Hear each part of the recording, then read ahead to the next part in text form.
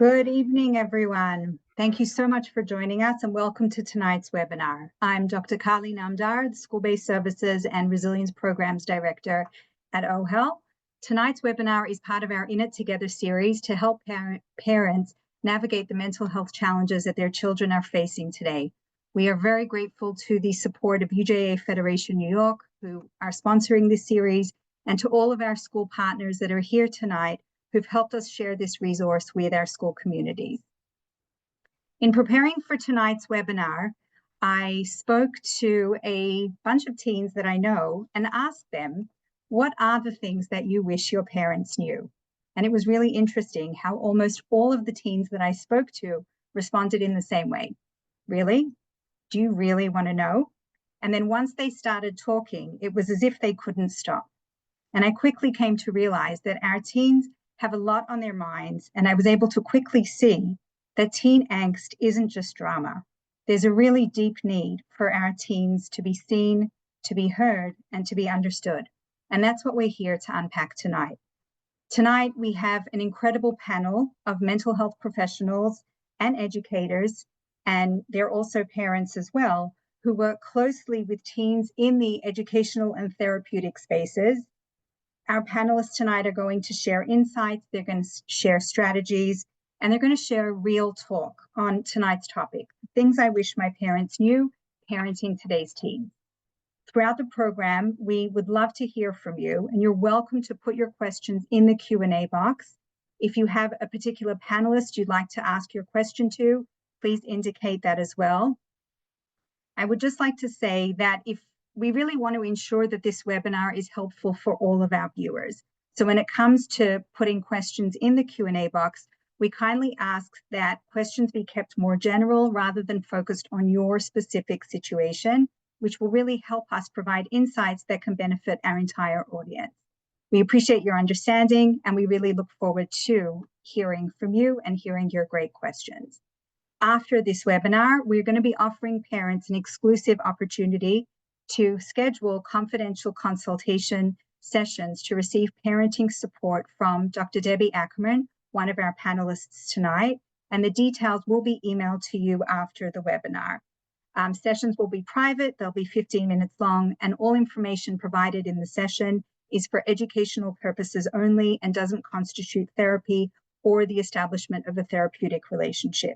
An email will be sent to you after this webinar with a link to a survey that we ask you to please complete, and it will give you a scheduling link as well if you would like to schedule a session. Our next presentation is coming up in May for Mental Health Awareness Month, and it's called You're Just Not Hearing Me, Bridging the Communication Gap with Your Teens and Preteens. And it's going to feature Susan Casso, the author of The Parent-Teen Connection, How to Build Lifelong Family Relationships, and Dr. Ushra Cohen, who's the Director of Cognitive Behavioral Health Psychology. And now I'm going to introduce our panelists. I think we're really in for a treat.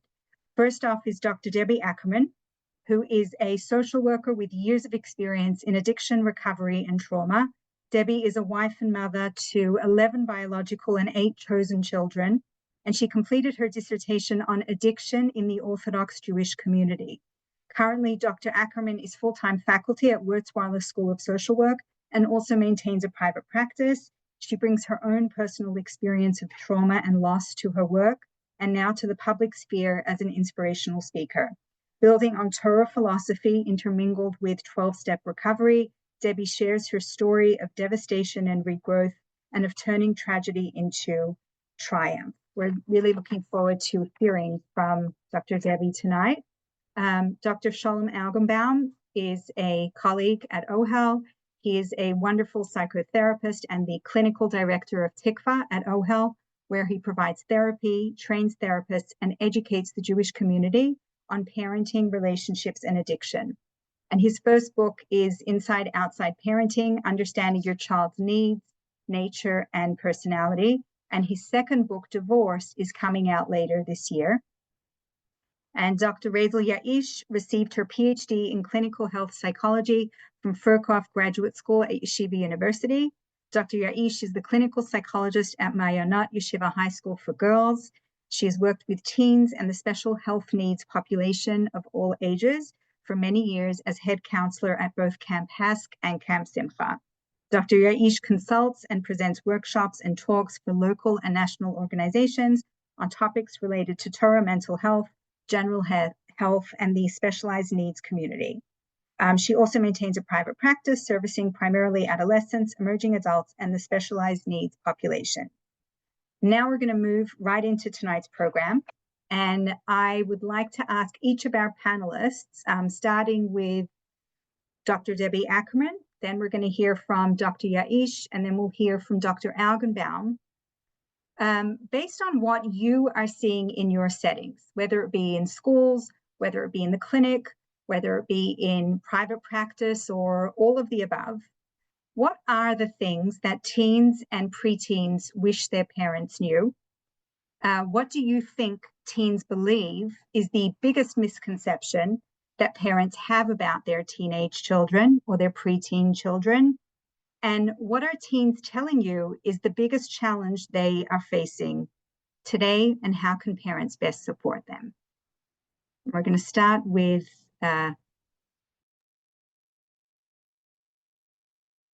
Hi, can you hear me? Okay, great. So good evening. Thank you so much to Dr. Carly. And it's really wonderful to be here. It's a great panel. I'm feeling a little imposter syndrome-ish myself right now, but I really appreciate this. Thank you. So to break down the questions, what do teens wish that their parents knew about them? Is that the first part of the question, Carly? What? Okay. I think what I'm kind of seeing with the teens today that I work with, I think that teens really would kind of hope, first of all, kind of that thing that's going along the internet, listen and do not judge, that if parents could just simply listen to what they had to say without getting upset. I think that across the board, they're overwhelmed. They're just clearly overwhelmed, and I think that a lot of them express, either directly or indirectly, a lot of that kind of childhood abandon. They don't have it anymore. And I think that some of the things that they think their parents wish they knew is that I think that a lot of the children are very physically well taken care of today. The lifestyles that we lead are really incredible. And I know parents work really, really hard to give their children that type of lifestyle, and it's to their credit. But within that, the connection is lost. The parents are incredibly stressed out. It takes a lot of effort and time and mental effort and physical effort to keep up what we are doing today in terms of living our lives. And I think that the teens really just want it to be understood that it's very confusing for them. Children today are drowning. They're just drowning in information overload and in too much information that's not age appropriate, that's just too much for them to handle. And I think that they wish their parents would just understand that. And so when they come forth with questions or they come forth with issues, if the parents could just simply listen and kind of stop projecting their own insecurities and their own fears on what's going on onto them. And so they want to have dialogue. They desperately want to talk to their parents, but they're scared because they know what's going to happen if they bring up certain topics. And it doesn't mean that necessarily means the road they want to go down. Sometimes they're just asking questions and the parents they're reactive. And I understand why they're reactive, but then the kids are going to shut down. So those are kind of the responses that I've generally been getting from the teenage population that I deal with. Okay, thank you so much for that. Dr. Yaish. Hey, thank you. It's interesting. I was thinking about what Dr. Debbie was saying, and also thank you again for this opportunity to meet and speak with all these amazing participants and panelists. From the school perspective, it's a similar feel, by the way, that kids really, really want to be able to talk to their school professionals, but they're also nervous that if they really do, then they're going to get in trouble, and then they're going to, not be heard, or they'll be judged, and the stakes feel even higher in some cases than in a parent. But I actually also, Carly, did a little on the spot, review from students, since I get a chance to be around so many teens in my high school and other settings. And I asked them the question, what are the things you wish your parents knew about you? And most people said nothing. I don't want them to know anything about me. but with a little wise, psychologically minded poking beyond that. But that was interesting. They couldn't even understand the question. Like, why would I want them? So many of them, like, I don't really want them to know anything about me. Like, they're in this sort of mode, maybe in middle teenhood, where their parent feels very other, or early teenhood, because it's happening younger because of what Debbie said, the influx of information and age inappropriate information. Teens are starting to feel like teens even younger when they really should have that childhood naivete. And they suddenly learn so many things they should or shouldn't know and aren't sure if they should share because they've lost the line of what's appropriate anymore. But when I pushed further, this is, I think, the part that is surprising perhaps to parents and to teens. My teens that I know get really angry about the fact that their parents aren't there for them enough. So they just said they don't want them to know anything about them. Debbie said parents are so busy and the kids are noticing that. And they're really mad that their parents aren't there for them enough, aren't around enough, emotionally available for them. It's almost like this thirst for endless emotional availability. But the problem is they're sending like the opposite signal. They're sending the signal out that they do not want them to know anything about them. So it's a very hard conundrum for a parent, myself, a parent of younger teens, to figure out how to walk that line.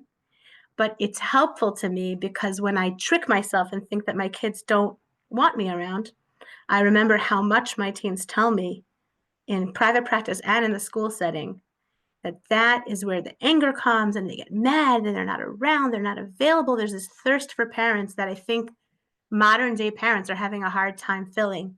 The physical isn't enough and they're not sure how to do that provision of attention in a way that works or is heard.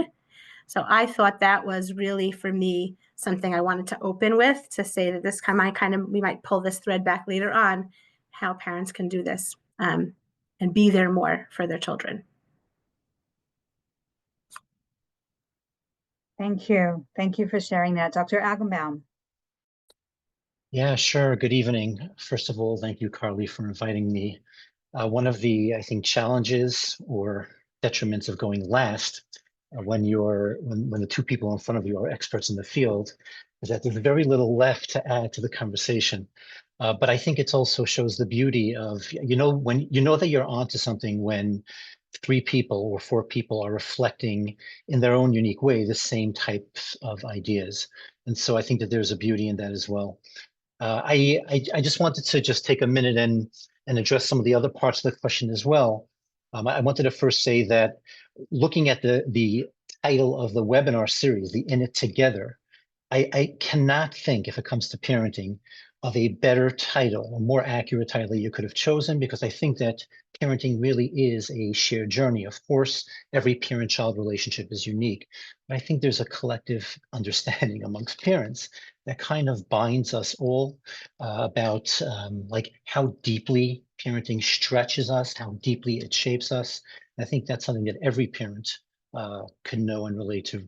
There's a quote that I'm sure many of you have heard: be kind to the stranger or to the person that you meet on the street. You never know who is raising teens. And it makes us chuckle a little bit because on some level, parenting teens is extremely, or could be extremely challenging. And again, I'm speaking from professional, but also personal experience. I feel like when children are young, what you see is what they're experiencing. They tend to act out. They may not have the words or the language to verbalize what they're feeling, but their behavior speaks for them. I think when it comes to teens, at least initially, the challenge is that they don't act out, they act in. And it's always hard to read what's going on there. So I'd like to really echo what my 2 colleagues had said here, maybe add just a little bit of just my own perspective or a little bit of another layer to the idea of attention. And I would like to base it off, I came across a very fascinating thought by Rabbi Jacob Leiner, who was the son of the famous and holy Ishbitzer Rebbe, whose book recently has gained a lot of popularity. And he says something there very interesting. He says that there's a difference between the senses. We tend to think that seeing is believing. It's that sense that's most powerful. That's really the whole idea in the West. Seeing is believing. What you see is truth. And Rabbi Leiner in his book says that actually hearing is more powerful than seeing, because when you see something, you only get the external aspects of it. But when you're hearing something, you're really listening. That really reveals the inwardness.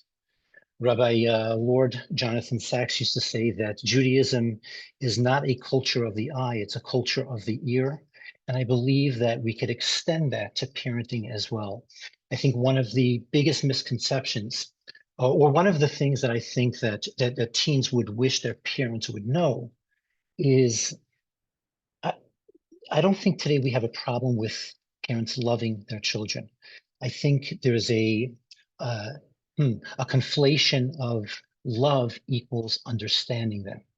And I think that teens would wish that their parents would understand that understanding and loving are two distinct and specialized talents and perspectives. The idea of listening is the parent literally quiets all of their other senses. They're listening beyond the eye rolls, beyond the yelling and screaming, beyond the I hate yous, and they're really trying to understand this distinctive particular child in this moment. And if there's something that that teens would wish their parents would know, is that the idea is that we should listen. It's interesting that all good therapists know that when Freud created the profession, psychoanalysis, he termed it the talking cure. And yet those of us that do the work really understand that it's not really about the talking cure. It's about the listening cure. There's something highly therapeutic. People begin maybe for the first times in their lives to be seen when someone actually listens to them, doesn't get caught in the words or in the behaviors.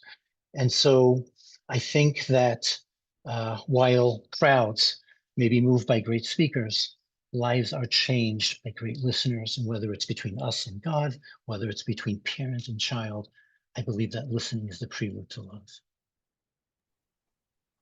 Thank you for wrapping that up so well, Dr. Algenbaum. I recall I recall Dr. Pelkovitz, my professor, telling me how at the start of every single therapy session, he would make a point to take his phone, and he did the same action, with every single session that he did with a patient. He would take his phone, put it on silent, and say to the individual he was treating, let me put this away so I'm not, so it's not a distraction. I hear also from so many teens that they just want their parents away from their distractions and want them with their presence in the room with them. So what you said just really resonated.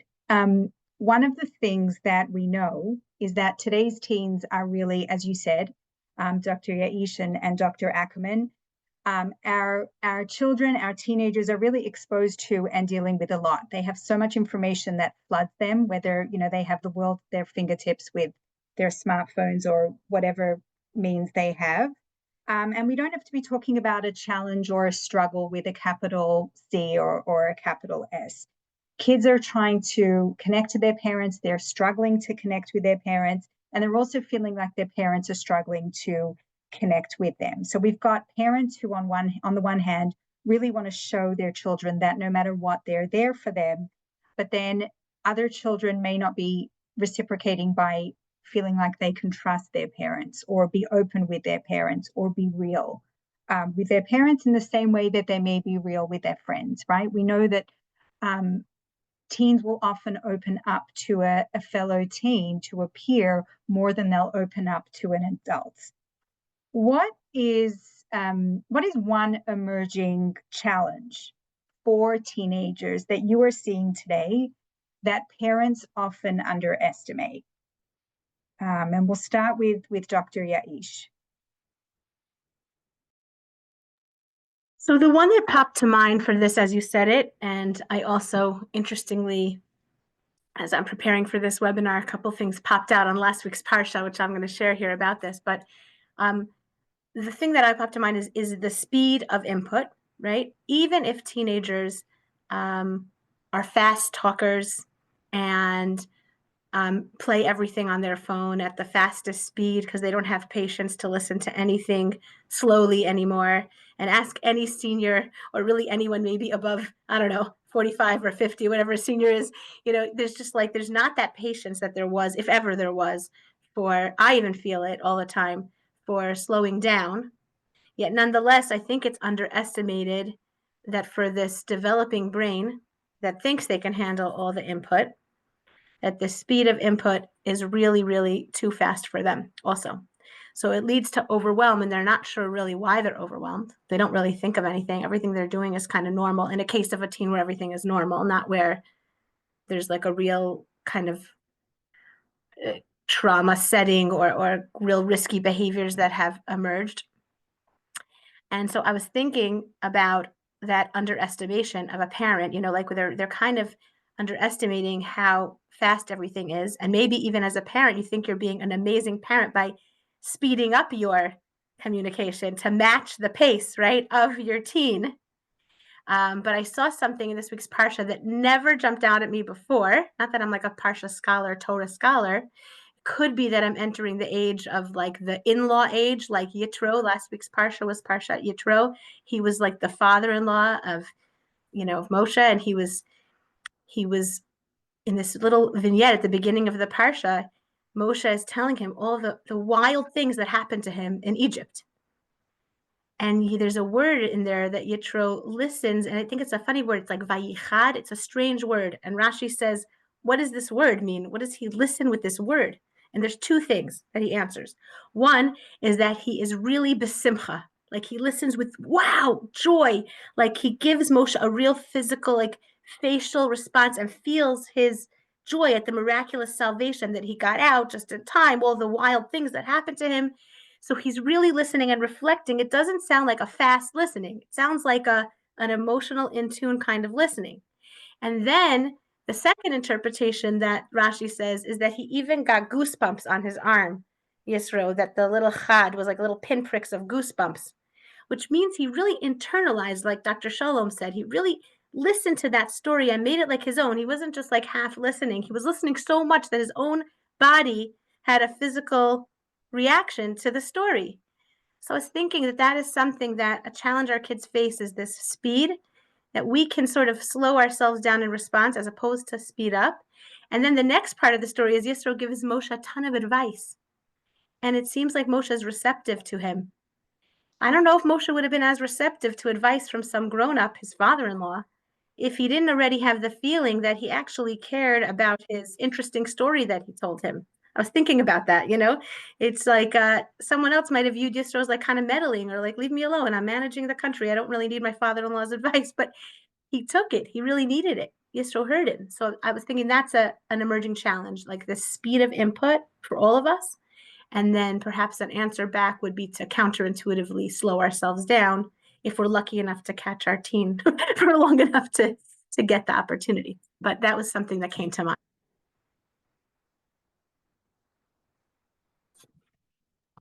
Okay.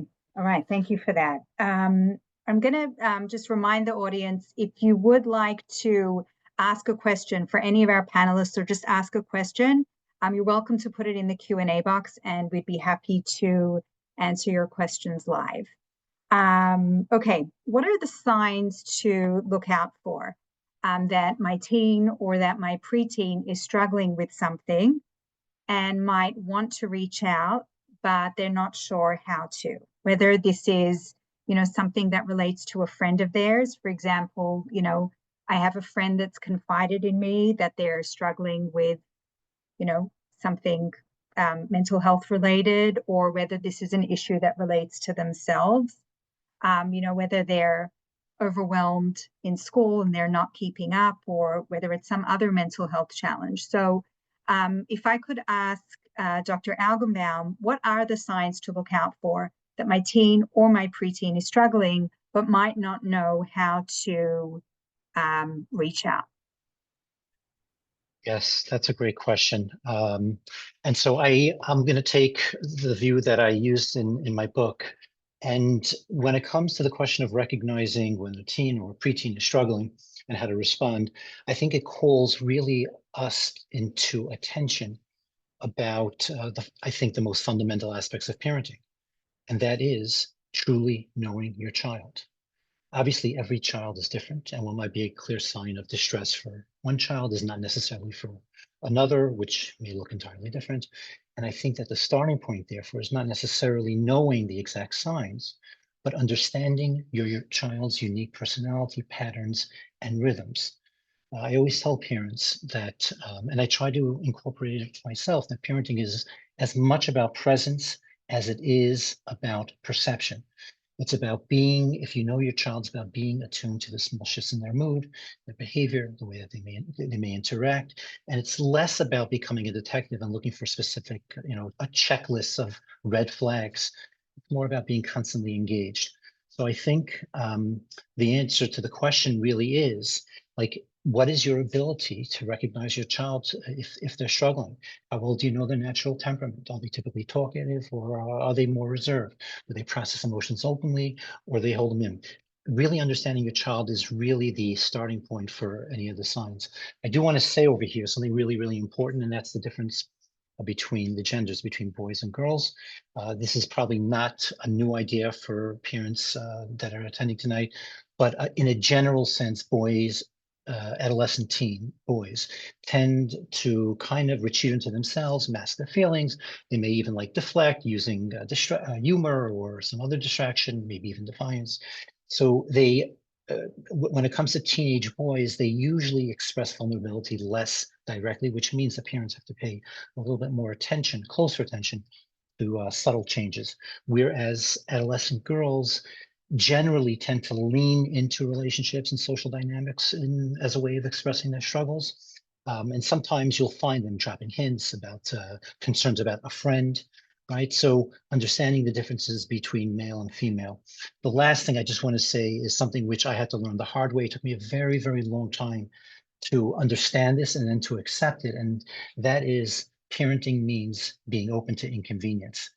How many of the parents here can talk about the experience of coming home after a draining day, being bone tired? And it's at that exact moment when your teen, who never says a word to you, finally decides to pour their heart out, right? And it's so natural to want to say, not now, but that is your opportunity. So parenting requires flexibility, the willingness to put down our phones, the willingness to pause at our task at hand, stay up a little later if we have to, and be present with those moments of life. I see my panelists are smiling.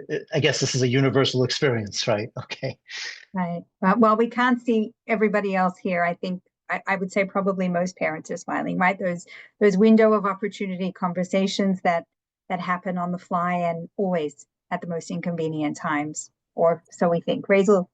I was just going to ask my esteemed panelists a follow-up question that may be on some people's minds, particularly about the boys.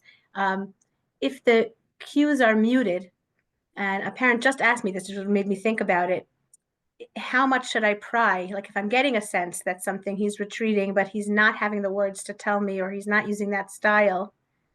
And we just said, oh, kids want more from their parents, more from their parents. What's like a nice approach, or sort of if there is any kind of general advice you could give all of us about how to approach that child who's sending the signs, and you've become attuned enough to notice them, but now you have to follow up on it, or you want to follow up on it.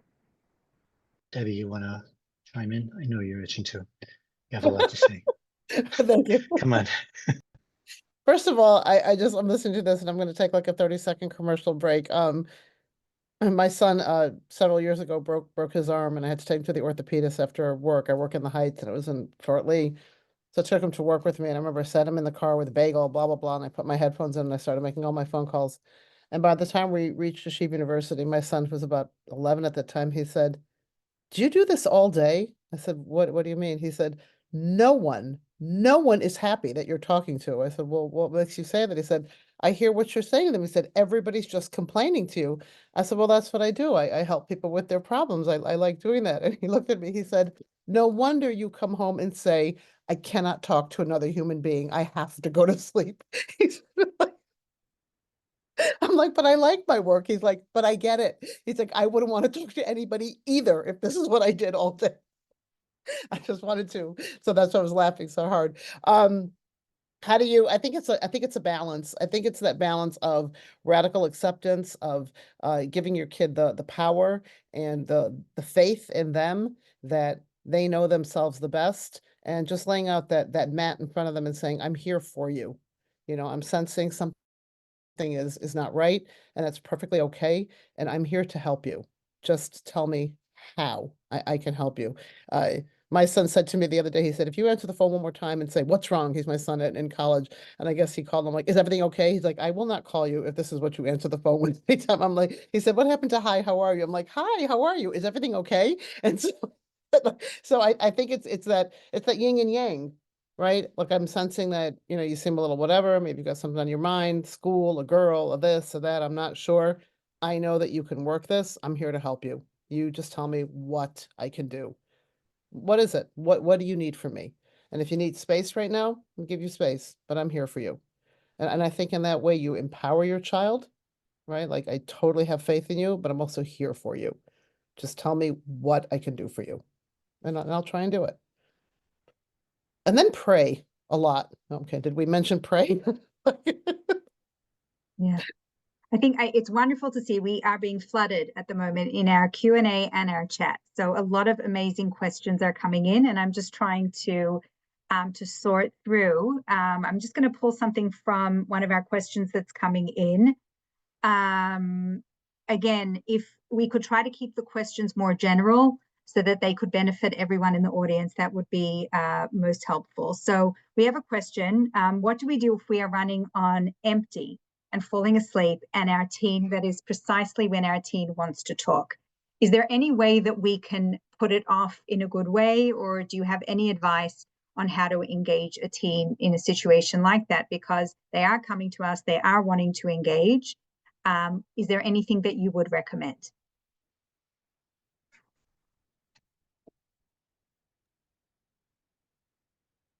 I would share sugar. Like it's time for like a big cup of hot cocoa and something with sugar.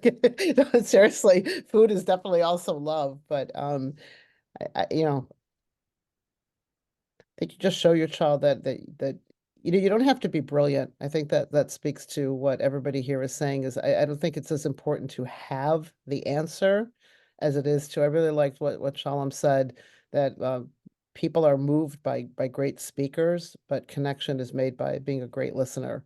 And I wrote that down. I actually thought that was very impressive. And so maybe it's just about sitting quietly at the kitchen table, really with hot chocolate, and I'm a big sugar person, and something yummy, and just listening, and just being able to just literally listen, because I think that we all want to run to solution, especially when it's our children.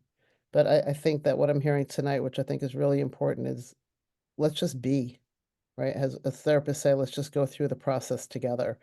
And usually most things don't have to be solved from one second to the next, right? And I think just showing your child, I am here, I love you more than anything on this planet, and I'm here, should be I wanted okay. I want to share. Thank you, Debbie. I really feel humbled that you wrote down something that I said. That's means a lot to me. I wanted to share anecdotally, and then I guess some of the questioners, maybe they could draw their own conclusion. The great Viktor Frankl, the existentialist, the creator of logotherapy, the author of one of the most famous books that many people talk about, Man's Search for Meaning. In a lesser known book, Man's Will to Meaning, he records a story that happened to him personally. He was a psychiatrist, so he was. It was like 2:30 in the morning, and he receives a phone call from one of his patients, a young lady who was clearly struggling and stated that she wanted to take her life. She had nothing to live for, and he stayed on the phone with her for about an hour and a half, talking her down, trying to explain to her why she should check herself into the hospital, and that he'd visit her tomorrow. And after an hour and a half of the phone, she agreed. She checked herself in the hospital, and Dr. Frankel went to visit her the next day. And she said to him as follows. She said, I don't remember really anything of the wise things that you were telling me about psychiatry and what to do. But that night, I had given up all hope. And I said, what's the point of living in a world when human beings are so self-centered and selfish? And then I was able to have the opportunity of spending time with a human being that at 2 o'clock in the morning spent close to an hour with me on the phone. And I told myself, if the world is filled with people like that, then it must be worth living. So I think sometimes these opportunities arise and you have to know your own child and what your relationship is. But if this is something out of the ordinary, then I absolutely would use that moment to shake off the slumber, do whatever you have to do to do so. Take the opportunity. Thank you. Thank you for that. One of the things that we know is that our teens are most likely, as I mentioned before, to turn to other teens to share the things that are on their minds, right? We know that research studies have shown that, children will usually indicate that they would turn to a peer before they would turn to a parent, a teacher, or a school-based mental health professional. But again, there are obviously exceptions. How do we empower our teens to reach out to trusted adults beyond their friend circles? Like, how do we encourage our teens to have that network of supports from the adults that are in their circle? Again, we don't want to, it's important for parents also to realize that you may not be the first person that your children are going to turn to. But in general, how would we encourage our teens to develop that network of trusted adults?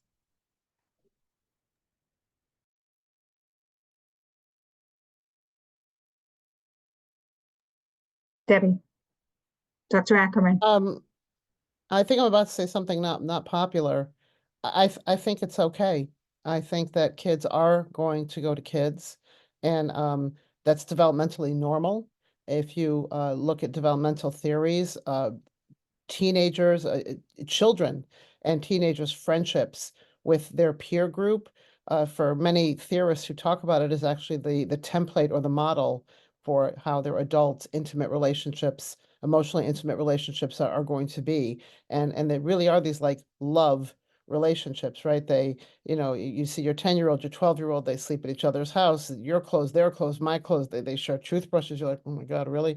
Like, just, buy you a toothbrush. Like, don't do that. But they really, they fall in love. And I'm not talking about it in a physical component. I'm talking about emotionally. They really do depend on each other. That's actually a developmental milestone, and it's healthy. And you want them to be able to depend on each other. And that's a good thing. I think that a healthy parent is not going to be threatened by that, and is going to understand that that really is a very important part of their child's growing up process, right? And again, I think it's showing your child what you value, right? And value is a really interesting term. And I teach a values and ethics class in the social work program. And value is something very strong, right? Preference is what you like, right? Do I prefer macaroni and cheese over pizza? Yeah, sure, but I'll eat both of them, no problem, right? That's a preference. But a value is something that has a very big emotional component to it, and it's backed with an action. So if you value your relationship with your child, that is what you're going to impart. And with that saying, like, you have this friend, of course they're going to go to their friends. There are topics that kids don't even want to know that adults have the same sentence with, like feelings towards a member of the opposite sex. Like, nobody wants to think of their parents in anything. I mean, ew, gross, icky. And of course they're going to talk to their friends about that. But if you show your child that what I value is my relationship with you, and my love for you is my value, I'm here I'm here for you, right? And that lays a foundation of trust and safety. That lays a foundation of, I can come to you with something and you're not going to freak out. And kids, they're going to go to their friends. I accept that. I know they're going to go to their friends. I know they're going to go to their friends when they smash the car. I know they're going to go to their friends when they, if they got drunk one night and they're vomiting it, they're going to go to their friends. That's okay. With the understanding that if they do need me, I am here to not judge, to be helpful. And that's something you can impart. You impart that. I love you very much. I like to put everything just under the rubric of safety. As long as you're okay, I'm okay. Everything can be worked out. Yeah. And they're gonna go to their friend. My son was sick in college 2 weeks ago. He had that norovirus. And so his friend took him to the ER and, and they gave him cranberry juice and Zofran. I'm like, no IV? He's like, no, there's an IV shortage. I'm like, what are we in the gulag? There's an IV shortage? Like, what does this mean? You're in Piscataway, New Jersey. Why is there an IV shortage? Until a student of mine said no, because all the IVs are manufactured in North Carolina where the hurricane was, there actually is an IV shortage. I'm like, so then what happened? He's like, nothing. They walked me home at 3 o'clock in the morning. You know what? I was really grateful that friend. I really was. He was there. He did the right thing. This is a good thing. So I maybe this isn't a popular answer. Don't fight it. No, they're gonna go to their friends. But then if they need you, I'm here. I am here. Yeah, I am that safety net, right? I'm that net. I'm here for you. I won't get upset with you. I won't judge you. Kids lie. A wonderful therapist that I know for many years, he told me this wonderful phrase: kids lie to get out of trouble. They will never lie to get into trouble. It's only when they have fear at how you're going to react, then they're going to start to lie. If they know that they can come to you and you will not freak out, there's more of a chance that they're going to be truthful with you. But that's on the parents. That's on the parents to look deep within themselves and say, okay, what am I going to do if my child says X to me? And then go back to, what do I value? And hopefully the answer is, I value their safety and my relationship with them. But yeah, they're going to go to their friends, right? And hopefully then if they see that doesn't work out, then they'll come to you. Hope that's a good answer. I don't know, but I really believe that. Dr. Razel, did you want to comment? I have some stuff to say, but I saw you're muted. We both unmuted at the same time, but I want to hear you first, and then I'll see if it still applies. Okay. I won't forget. Don't worry. Okay, so just to first of all, I don't think it's an unpopular answer, but I want to share my interpretation of something. I believe it's not my own, but I did see this. I just can't recollect where. The directive in Ethics for the Fathers, "Aseh lecha rav uknei lecha chaver," which in English means make for yourself a mentor, a guide, someone wise, and acquire for yourself a friend. I've always interpreted that as two separate directives. And recently I've been thinking about that, and now I see it as an intentional formula. A blueprint for success in life is for a person to always have, obviously, a social network, friends, but also at the same time to have a mentor, an adult, someone that can be trusted, someone that knows more than you, that has more life experience. And I think that teens, like Debbie pointed out very well, they really fulfill the second part of Kanei lecha chaver, acquire for yourself a friend, and they will turn to them and make use of them because that's what teens do. That's where they feel most comfortable and safe. But at the same time, just to add one point to what you were saying, Debbie, I have found that one of the biggest challenges with teens is that they don't always realize that they need a trusted network of adults, whether it includes their parents. I think grandparents, if you're lucky, could be an excellent resource. But even if it's not someone with blood, it's a rabbi, a mentor, a coach, a big brother, whatever the case may be. I think that we need to learn how to make our children aware of the fact that there is a benefit of having a connection with someone that has life experience. Everyone that does teen training knows that basically teen training is essentially where the ancillary brain, teenagers' brains are not fully formed. It's under construction for quite a number of years. The latest research that I saw is that in males, the brain is still working until like 40. And that maybe explains a lot of our male immature behavior. But typically, what the work of therapists and even parents or teachers when it comes to teens is to literally be their brain trainer. That part of the brain that's not fully formed, we teach them about consequential thinking. We teach them about delayed gratification. All of the things that they don't have is our role. So there's certainly a benefit to it, and we just have to make sure that our kids are aware that it's a benefit, and it's certainly not a challenge to their autonomy. It's not a sign of weakness, etc. Well, and I like that before, Rizal, I'm sorry, I'm just jumping in. I like it even when you say it's a sibling. Many of us have large families. There could be siblings that are 10, 12, 15 years older. That's perfect. Like you said, like my grandmother said, I have experience of life. If it's anybody who's been around the block a couple more times that can guide you, sure, then that's perfect, right? And I think that what parents have to come to is it's not a threat to my parenting. right? It's not something that I'm doing wrong. It's actually something I'm doing right for my children to be branching out into going to other people who have that experience of life. It's a sign of, I think, good parenting, be able to expand on your network. So two things. One, I often tell my kids, look at your Abba. He's gone so much further in life in certain ways than I have because he always asks for advice. I point out that it's hard for me to ask for advice for different reasons, and I want them to see that as a real strength, that he's open to coaching and asking for feedback. And it's like I always point that out to them as a strength because I want them to see that as something that I admire. I'm still working on as an adult. You know, that he even asks my kids for feedback, which I think is so interesting in more than ways than I do. The other thing, and this is like a tragic thing, and this doesn't happen often, it's not a common thing, but when a kid is reaching out to a guidance counselor in school and they say, we finally make this move, we realize we really have to bring in a parent here. You know, this is really parent level. Whatever the parent is, we need them. Whatever they can offer at this point, we need them. And often I'll find in families that are a little less stable, the first thing the kid gets from the parent is, why didn't you talk to me? Why couldn't you tell this to me? Why'd you have to go to the guidance counselor? And that's such a shame because it puts us back a few steps right away. We have to heal that fear. Again, but this is not the norm, but it happens. So for any parent in this room, you know, keep Debbie's words at the forefront. This is not a threat to you.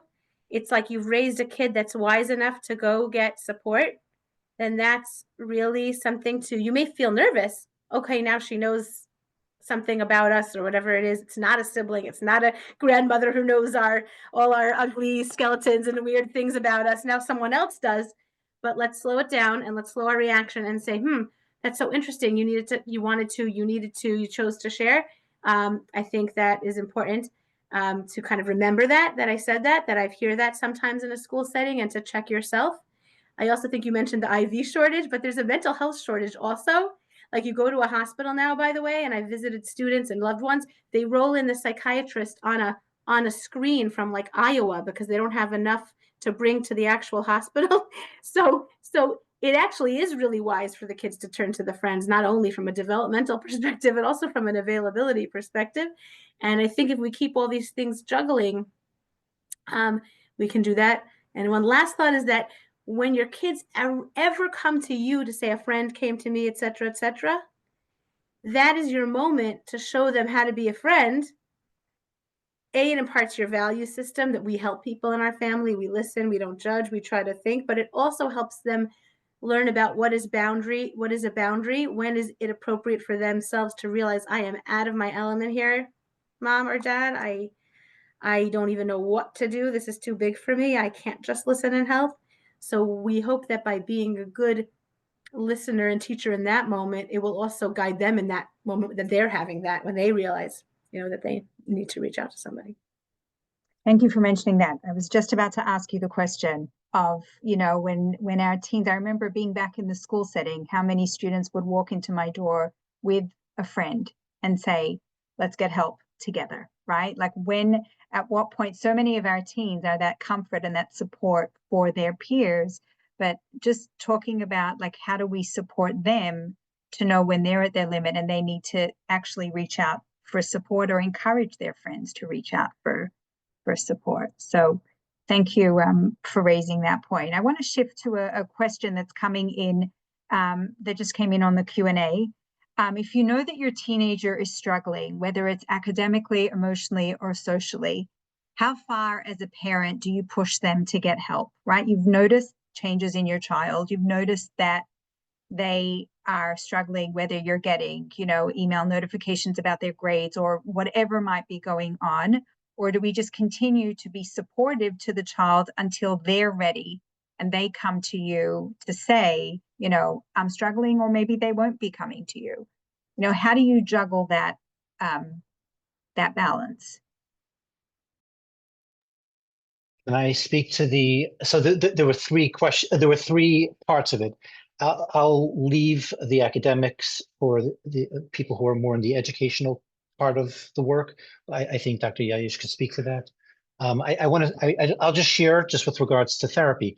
What does one do when, what does a parent do when they're witnessing their child struggling? It's clear to the parent, and it's clear to the parent that they would probably benefit from going to speak to someone, yet the teen is resistant or is just not open or motivated to go. What should one do? That is a question that comes up, I would say 75% of the time whenever a teen is being referred to therapy. So parents will end up calling, they want to know, my teen, I feel like my teen could use it. And I say, well, what does your teen feel about therapy? And they're like, they don't want to have anything to do with it. So you're going to get different answers depending on the therapist and how people are trained and what their experience is.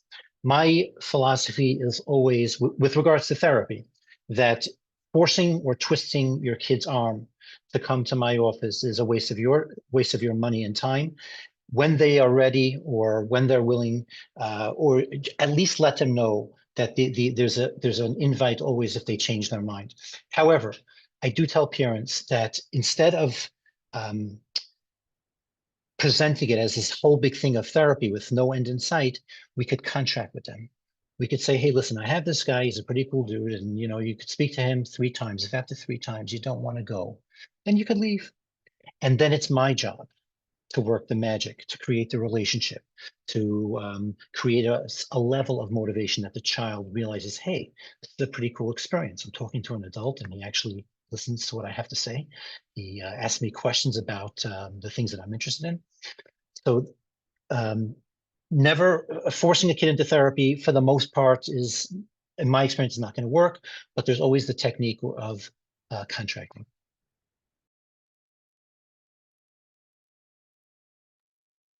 I agree with that. I mean, working with the adolescent population in therapy, everybody knows is incredibly complicated. Because you put somebody, you force them to go sit there, they are going to be very resistant for sure.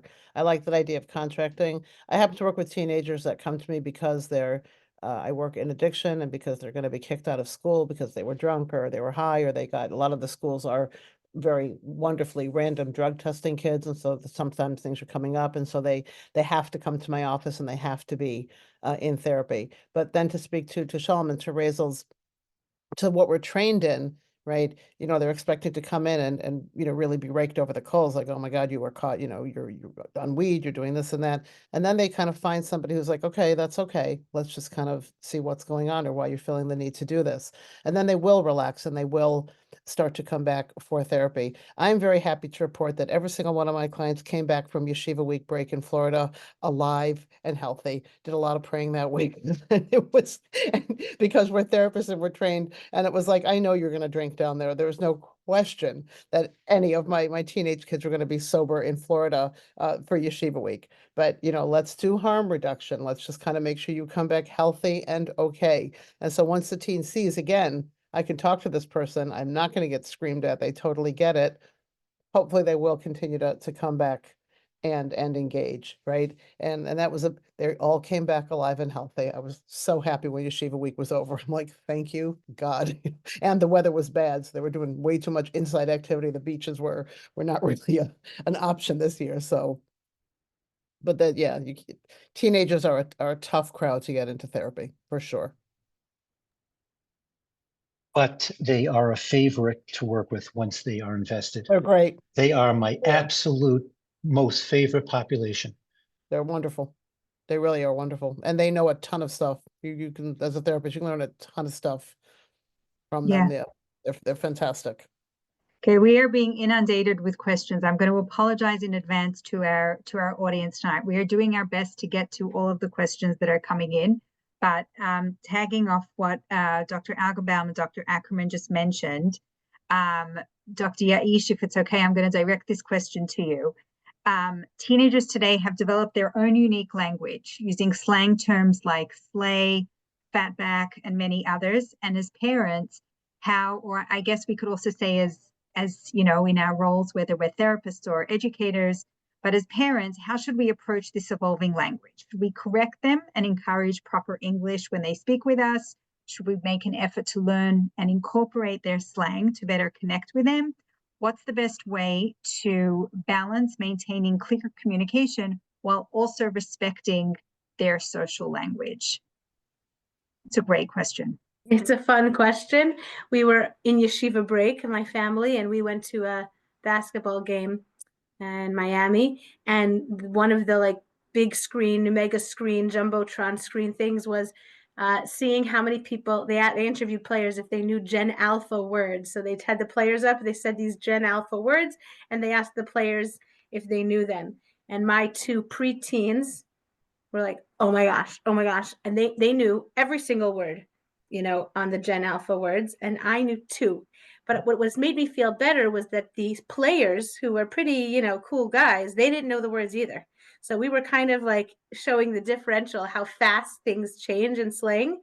And there were a couple words that the players knew, but they knew that they shouldn't know. So they were like, I'm not gonna say, because it's not appropriate. I think what it taught me is since that moment on yeshiva break, we have been having the most fun in my house kidding around with some of these words.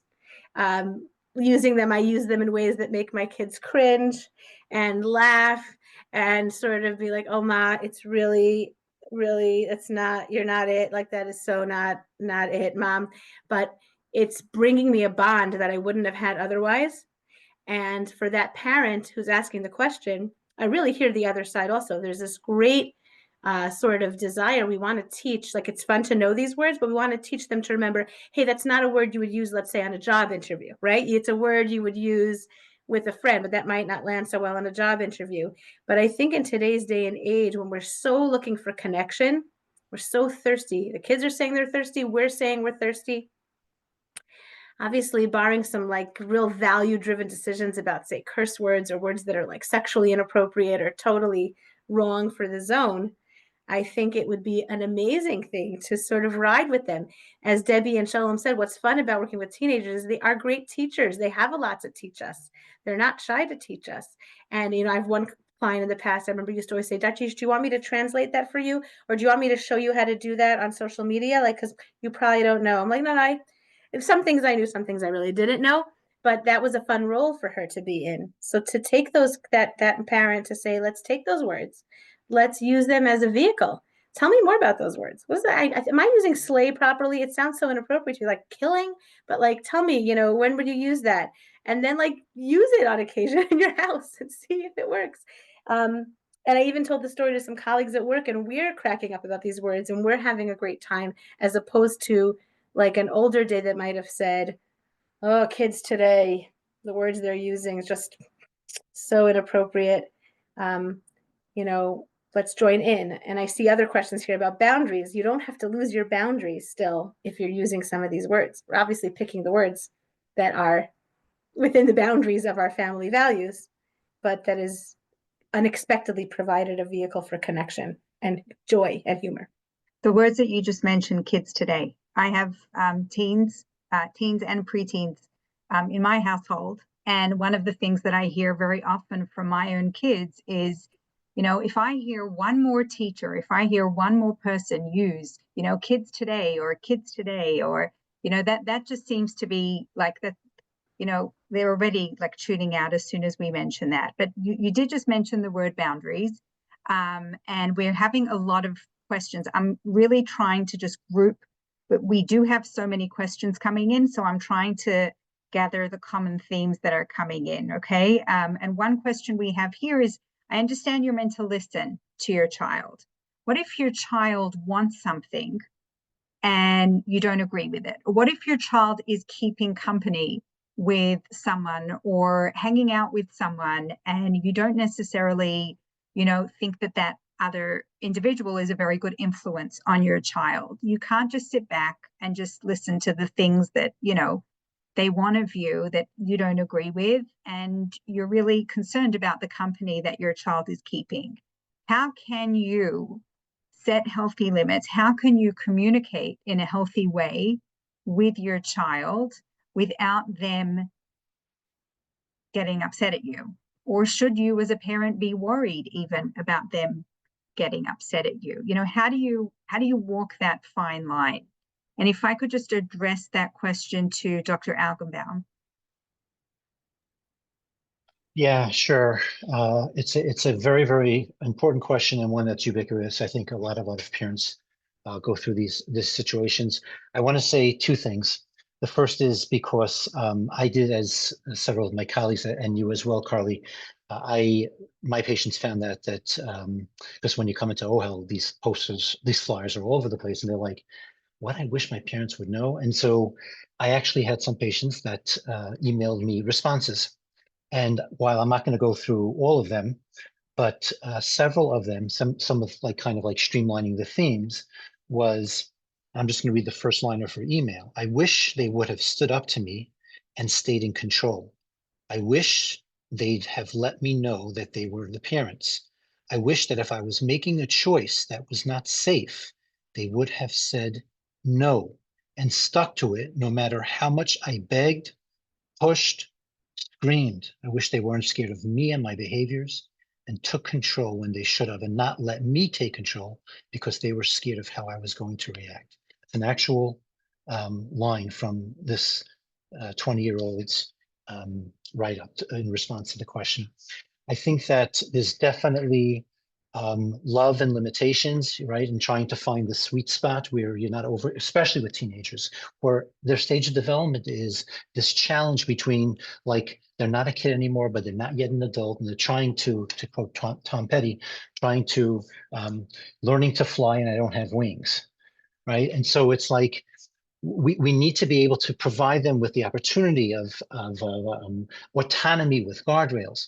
But when it comes to something dangerous, I think that was the question. When it comes to something dangerous, or it comes to this idea of we become scared to say the word no, that's when we really have to rethink our parenting style. They did a study. This is a study done by Dr. Debbie Fox in Los Angeles. And she asked her teenage patients, like, when you grow older and you have kids of your own, how are you going to react to them based on how you were raised? And more than half responded that they would create more boundaries. They would say or throw out the word no more often than their parents did with them. So our teens, despite what they throw up, despite yelling and screaming behaviors and arguing with us, deep down, every child, every teen wants a parent that's going to provide a sense of structure. And I think it's really important that we remind ourselves of that. At the end of the day, we're our children's guardian, we're their parents. We could try to adapt with the times and be friendly, but at the end of the day, they're craving a parent, an adult in their life that's going to keep them safe. Thank you. Thank you so much for that. Our time is coming to a close in about 10 minutes or so. So I want to get to some more questions in the chat. But I want to ask you, in your experience in the clinical setting as parents, in the educational setting, or maybe you can, blend all of them or a few of those settings and think, where teens seem to think that we're quick to think about all the things that they're struggling with and all of their challenges. And I want to ask you for a minute to take a step back and think about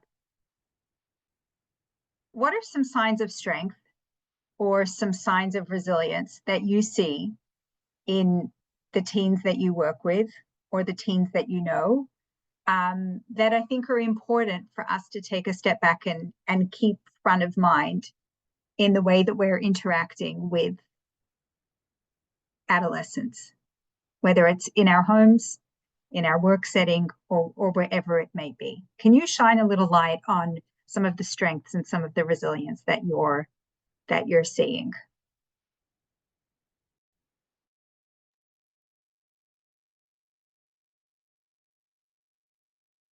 I'll take that. Sure. I think they have a ton of strength and resilience. The teens that I work with are fiercely loyal to each other, which goes back to their relationships, but they will do anything for their friends, which I think is incredible. I think we have to keep in mind that they are working really hard. The vast majority of them are doing dual curriculums, right? Getting to school at 7:30 in the morning, coming home at 7:30 at night.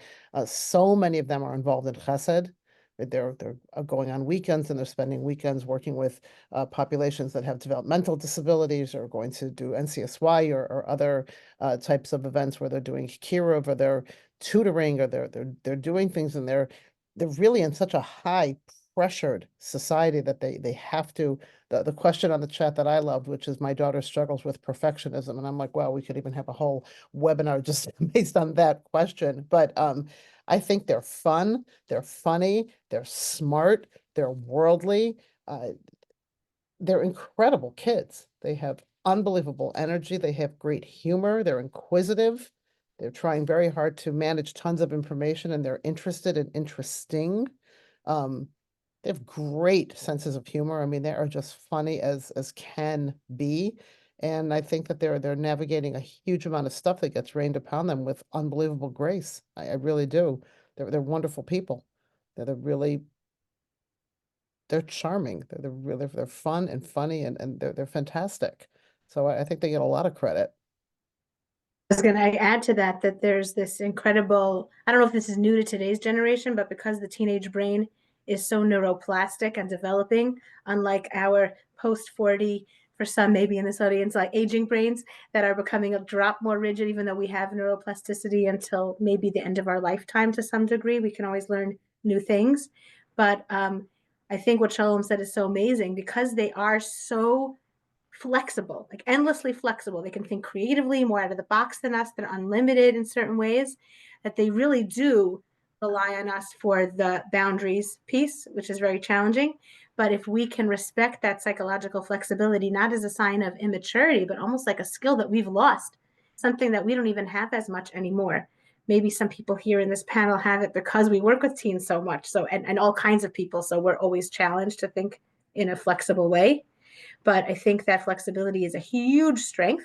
The other strength I see from this generation, I have a teacher in school who sort of jokes, there's no problem anymore convincing kids to believe in God. They all believe in God. That's not the issue. They're super spiritual. It's sort of what that relationship with God is like for them. They're like, they just kind of, and that's extreme. I know there's plenty of kids who struggle with God.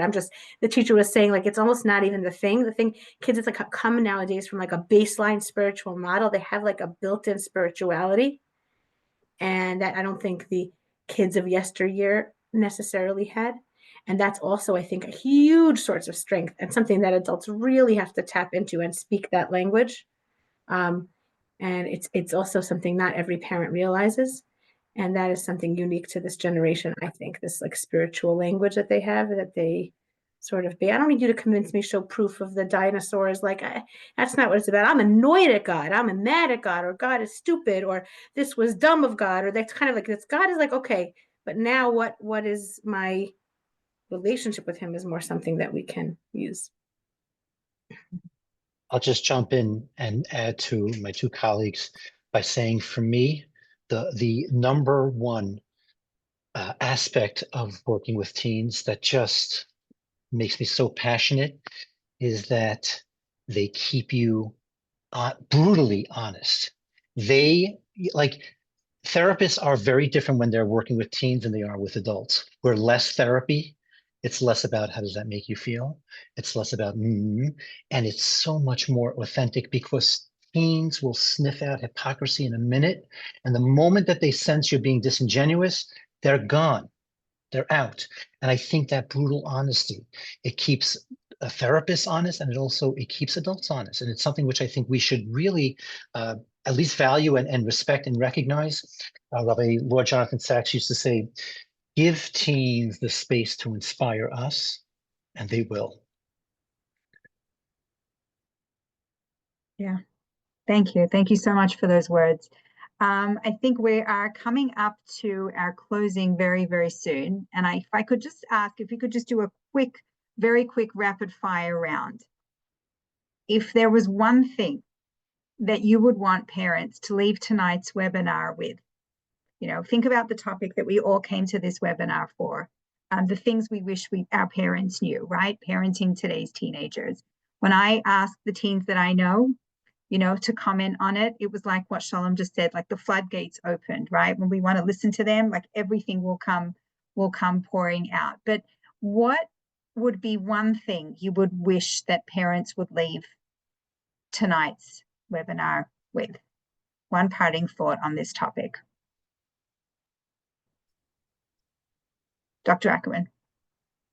I think it would go back to the internet meme of listen and do not judge. And then the other one that goes to me with it is to get rid of what I think is the most powerful and damaging emotion of all, and that's the one of shame. Just let go of the shame. Do not shame your child, no matter what it is. Work on your own sense of shame. If that's what's bothering you, don't project it onto your child, and just really listen with an open heart and open mind and with a tremendous amount of love. Thank you. Rapid Dr. fire, Alderman, okay. Go Go for ahead. it. I was going to say, we didn't really say these words. I just want to say them because it's something I want everyone to leave with tonight, and I didn't get a chance to put it in anywhere else. So that even whether you're a stronger parenting style, or you're a funnier, or you're more boundaried, what my colleagues and I have noticed is that if a kid feels unconditionally loved, which is kind of what Debbie said, it could even come along with the strongest of boundaries. But there's a sense that you like me, you love me, I can never ruin that. It seems like those kids just do better socially, emotionally, no matter what, even if the parents have no money, if they have mental health issues, if they have a broken home and other things. When the kid feels loved, then they can do almost anything. So I wanted someone to walk away with that this evening. Thank you. I guess I'm also want to be mindful of the time. I'll just share with you what I shared in the introduction to my upcoming book to my own children. And it had to do, I'll make this very quick, it had to do with a story about Rebbe Elyashiv, the late great posek, halachicizer in Israel. A guy once came to him who came to Rebbe Elyashiv worried that after a lifetime of effort, he had little to show for it. And he said to Rebbe Elyashiv, I'm afraid that on my tombstone, it's going to only say, here lies someone who tried. Rabbi Elyashiv looked him directly in the eyes. He put his hand on his shoulder and he said to him, my good friend, if I saw an inscription like that, I would stop and pray at the grave of such a righteous person.